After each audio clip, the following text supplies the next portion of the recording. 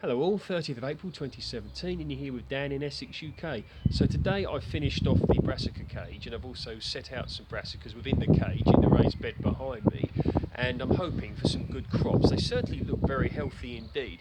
Been growing them away in the polytunnel and I'll show you just what we've got. So different varieties here. Now this one here, I was actually given these plants, didn't grow these myself. I did a swapsies with someone, which is very good to do if you're in the gardening community, and you can see that Nero di Toscana, and they're quite far advanced actually. So Nero di Toscana, or Toscana, however you say it, something like that. And here I've got some purple sprouting broccoli that I was also given. Now that's a great thing to grow. I've spoke about this in the past, and what this does, it stays within the bed and it overwinters, and then you get that around March time the following year, which is otherwise known as the hungry month. So you can still have your own fresh veg to eat when there's not too much around.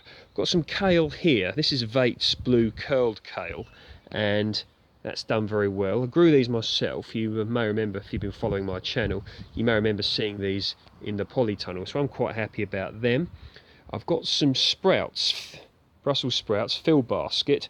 Grew these myself again, and they're looking very sort of nice dark green plants. Over here, you can see at the back, I have some Swiss chard. I was given these, again, swapsies with another gardener. I think I gave some onion sets and I got these in return, so quite happy about that. And more sprouts, and we've got some more kale here. Been doing a bit of painting today, you can see the paint there. So a bit more kale there. And here, empty space, I'm probably going to put some golden acre cabbage, which I've got growing away in the polytunnel here. They're not quite big enough to put out, so in a row here. Now I know they're probably packed in a little bit tighter than would be ideal, but now I've got some reasoning for this. I'm not going to be putting cabbages here next year for obvious reasons, due to the fact that I don't want to encourage diseases such as clubroot, which is very destructive. But did so well with the brassicas, and simply I wanted to get them all out. So I'll show you a little bit about how I made the cage. Again, I know it's not the most aesthetically pleasing one in the world, but that wasn't the purpose. The purpose is to protect it from birds and cabbage butterflies. So, excuse me, just got to clear my throat here, hang on.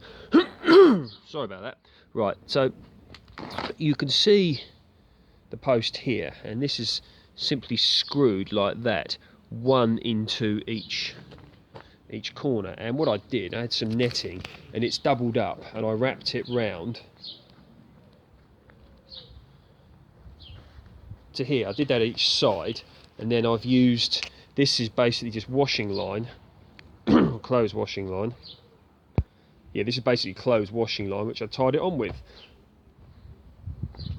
I purchased this a while ago for getting a hedge straight that I was cutting for someone. I never actually used it in the end, but I was thinking, what can I use? I wanted something that was quite durable. I may replace it with some sort of black string so it blends in a little bit better, so it doesn't look quite so rustic, but for the time being it will do. And the way that I've done the top is I have simply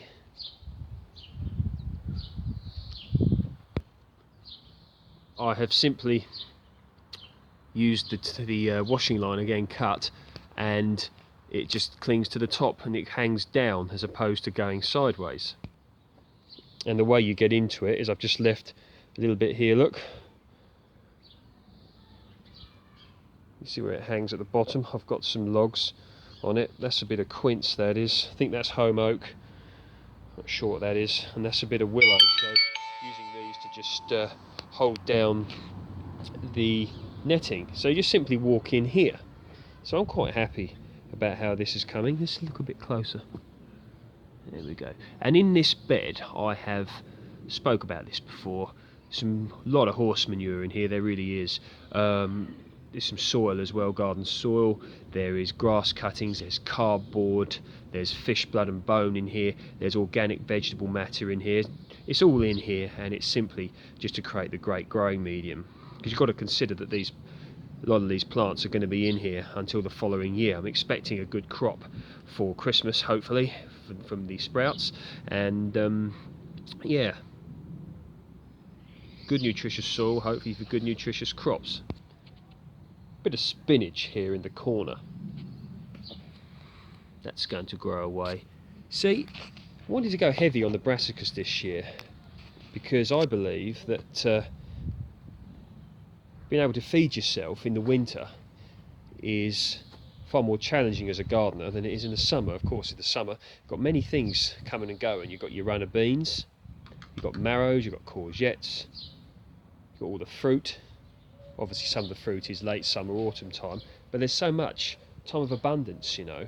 But if you can feed yourself in February or March the following year, well, there's not too much about, not locally grown anyway, or you know, not been frozen or something like that. I think that that can be a challenge. So hence why I've gone rather heavy on the brassicas.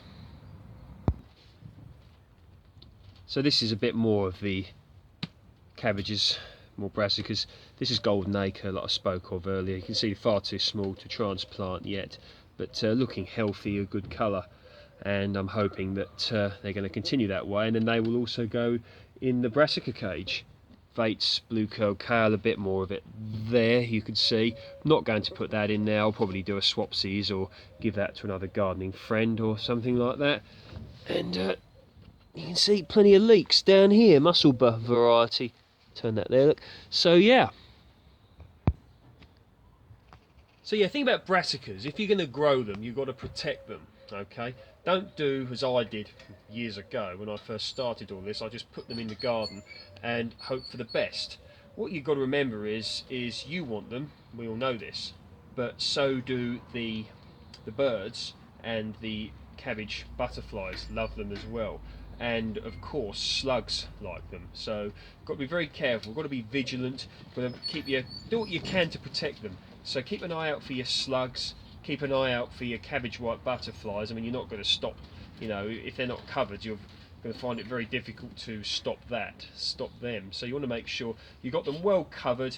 You want to make sure that they're covered from the birds as well, and keep an eye out for slugs. There's different methods you can use to keep slugs away.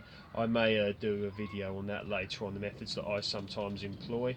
So yeah, grow your brassicas, but protect them, and don't grow them in the same year, in the same space for too many years, because you can end up with diseases such as clubroot, and once you got that, you'll find it very difficult to grow cabbages in that area again.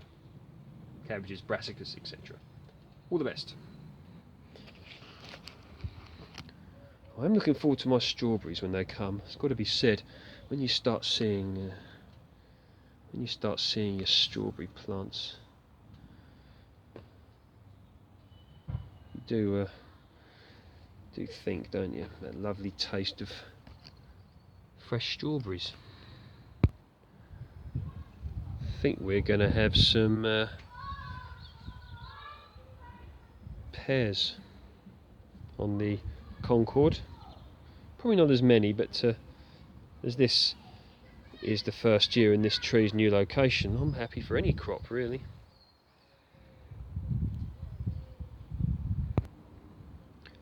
Do love apple blossom, Worcester pearman apple.